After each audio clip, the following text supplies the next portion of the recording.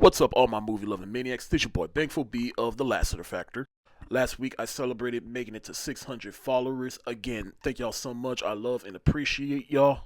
To celebrate, I gave the floor to y'all to leave a comment asking for a top 10 ranking y'all would like for me to do. I did that yesterday by giving y'all my top 10 favorite superhero movies. And I'm back again today doing it for my top 10 Spielberg films as asked by Miss Filmingo. Thank you so much for asking, because I don't think I've ever done my top 10 favorite Spielberg films, so this is a great opportunity for me to do so.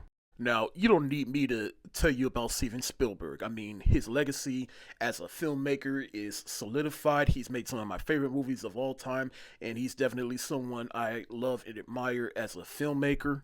But I'd be lying if I didn't say that I haven't seen all of his movies. So if you notice a certain movie not on this particular list, that's why.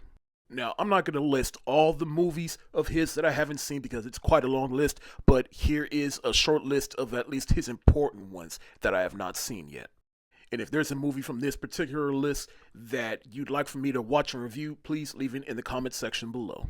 Now, with all that out of the way, let's get into it, starting with some of my honorable mentions. The Lost World Jurassic Park. I think this movie is a lot better than people give it credit for. In fact, dare I say, I think it's the third best Jurassic movie ever made. But I also understand people's grievances with it, and I can definitely see Spielberg's heart wasn't in it when he made this. War of the Worlds, I thought, was a pretty decent adaptation of the Orson Welles book. But I do think it kind of falls apart during the third act. I'm not ashamed to admit that I actually liked Indiana Jones and the Kingdom of the Crystal Skull, and all the fanboys that hated on this movie because Nuke the Fridge, shut the fuck up. In Temple of Doom, he fell out of a plane on a raft and landed on a snowy mountain. How he survived that is beyond me, but yet Nuke the Fridge is where y'all draw the line. All that being said, take the Indiana Jones name off of it. I think you can pass this off as a fun little adventure film. Ready Player One to me was a nerd fantasy, and I was here for it. Look, I never seen the original West Side Story, but I did go to the theater to see this, and I liked it, but didn't love it. I mainly just included it just to show y'all that I have seen this movie. And Disclosure Day is another Spielberg film that I think was a lot more fun than people give it credit for. Is it one of his best? Not even close. But Emily Blunt stole the show for me. Now let's get into my top 10 favorite Spielberg films, starting with number 10, which is Minority Report. I remember I used to watch this all the time on HBO and Cinemax, and then I watched it for its 20th anniversary a few years ago. Still holds up in my opinion. To me, this is one of my favorite Tom Cruise films, and the world and the future and the concept, everything this movie has, I just vibed with it. I like a good sci-fi movie, and this is one that I really fucked with. At number 9 is Raiders of the Lost Ark, which might be a hot take for a lot of people, but the other two Indiana Jones movies, I just personally enjoyed a lot more than this one. We'll see where they fall, but as for this one, this was still a solid, good first film, and it's iconic in its own right. Number 8 is Jaws, which also might be a hot take, but more than Raiders of the Lost Ark, this is the movie that I spent the least amount of time with within my 35 years on this earth. In fact, I remember I watched this last year for its 50th anniversary. It was my second time ever watching it, let alone watching with adult eyes. And maybe if I'd seen this a lot earlier in my life, I would have appreciated it more. But still, this is still an iconic film in its own right. It pretty much kicked off the blockbuster. The effects, or lack thereof, is what made this movie iconic. At number 7 is Indiana Jones and the Temple of Doom, which for a long time was actually my favorite Indiana Jones movie for how entertaining it was. And it was a lot darker and scary. This was the first movie to get the PG-13 rating.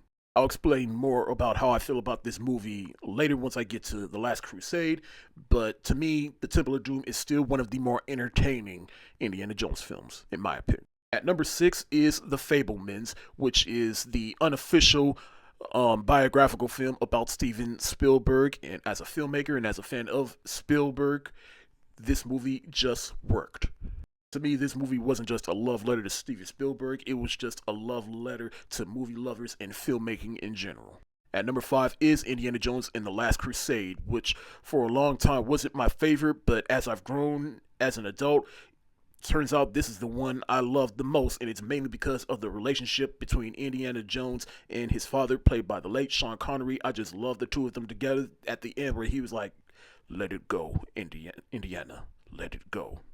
Stuff like that just hit me in the feels, and what can I say? I'm more partial to movies about estranged father-son relationships. At number 4 is Catch Me If You Can, which is another Spielberg joint that I used to watch on HBO and Cinemax back in the day, and then I watched it for its 20th anniversary, and I still love it. I love, this is one of my favorite one of my favorite Leonardo DiCaprio movies right here. Tom Hanks, he was also great in this, just the back and forth between them two, just the wild goose chase, the ride this movie took me on.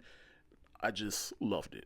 At number 3 is E.T. the Extraterrestrial. What can I say about this movie that hasn't already been said? It's an 80s classic. It's just a classic within movies in general.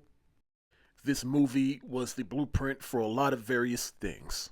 At number 2 is The Color Purple, which, from a certain point of view, might also be a hot take for a lot of people, but I don't care. I love this movie. Like, to me, this movie is the reason, well, at least to me, this movie solidifies why Spielberg is one of the best filmmakers of all time. It's because he can work in any genre, even a black drama, let alone a black period piece like this one right here. This movie is a classic among black folks, and I thank Steven Spielberg for that in so many iconic lines. All my life I had to fight. I love Harpo, but I'll kill him dead before I let him beat me.